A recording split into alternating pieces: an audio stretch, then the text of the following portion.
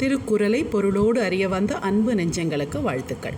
குறள் எண் 615 இன்பம் விழையான் வினை விழைவான் தன் கேளிர் துன்பம் துடைத்து ஊன்றும் தூண் அப்படின்னு சொல்கிறார்.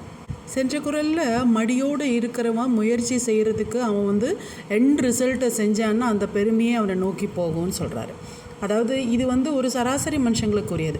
ஒரு சிலர் இருப்பாங்க பாருங்களேன், தன்னுடைய வேலையை ரொம்ப ஆழ்ந்து அந்த வேலையினால் கிடைக்கக்கூடிய இன்பத்தை நினைக்க மாட்டாங்க, அந்த வேலையே சிறப்பாக செய்வாங்க.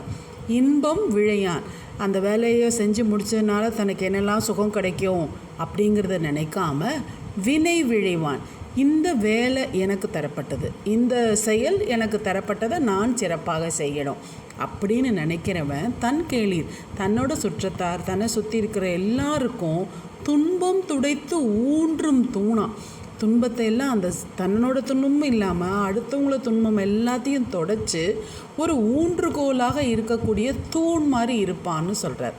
உதாரணத்துக்கு ஒரு நடிப்பு துறை எடுத்துக்கோங்களேன். அந்த நடிப்பு துறைக்கு நாள் நடித்தா நல்லா காசு கிடைக்கும், பேரும் புகழும் கிடைக்கும், அது ஒரு பக்கம் இருக்கட்டும். இருந்தாலும் நடிக்கன்னு வந்ததுக்கப்புறம் தன்னோட எல்லா இதையும் மறந்து தான் நடிப்பை மட்டுமே இம்பார்ட்டண்ட்டாக கருதி நடித்தவங்க எவ்வளோ பேர் வாங்குறாங்க பாருங்களேன்.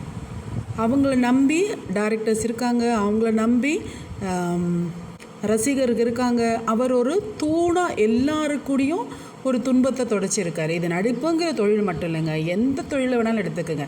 ஒரு கார் ஓட்டுற தொழிலாக கூட இருக்கலாம். கார் ஓட்டினா காசு கிடைக்கும் அப்படிங்கிறதெல்லாம் தாண்டி நேர்த்தியாக காரை ஓட்டி திறம்பட பாதுகாப்பாக போகிறவங்களுக்கு எவ்வளோ ஒரு பெருமை. அவங்கள சுற்றி இருக்கிறவங்க அவங்கள எவ்வளோ சார்ந்து தைரியமாக இருக்கலாம் இல்லையா, ஒரு தூண் மாதிரி அவங்கன்னு சொல்கிறார். இந்த பிள்ளையை வளர்த்தா நாளைக்கு நமக்கு இது செய்வான் அது செய்வான் அப்படின்னு ஒரு இன்பத்தை எதிர்பார்த்து வளர்க்குறத காட்டிலும் இந்த பிள்ளையை வளர்ப்பது என் கடன், நல்லபடியாக அவனை திறம்பட எல்லா நல்ல ஞானத்தை கொடுத்து வளர்ப்பது என் கடன் வளர்க்குற தாயாருக்கும் மற்றவர்களுக்கும் வித்தியாசம் இருக்க தானேங்க செய்யுது. அப்படிப்பட்ட பெற்றோர், அதாவது தன்னலம் இல்லாமல் வளர்க்குற அந்த பெற்றோர் ஒரு தூணாக தான் இருக்காங்க.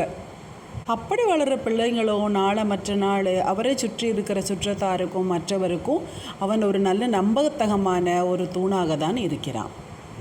குறள் எண் 616 முயற்சி திருவினை ஆக்கும், முயற்றின்மை இன்மை புகுத்தி விடும். இது நம்ம எல்லாருக்கும் தெரிஞ்சது தான். முயற்சி திருவினையாக்கும், நம்ம செய்கிற முயற்சி திருவினையாக்குமா, எல்லா செல்வங்களையும் நமக்கு கிடைக்க வைக்கும். செல்வம் அப்படின்னா பணம் மட்டும் நினைக்காதீங்க, செல்வம்னா திருமகளோட அஷ்டலக்ஷ்மி 8 பேர் நினச்சிக்கோங்க மினிமம். எல்லா செல்வங்களும் நமக்கு வந்து சேரும்.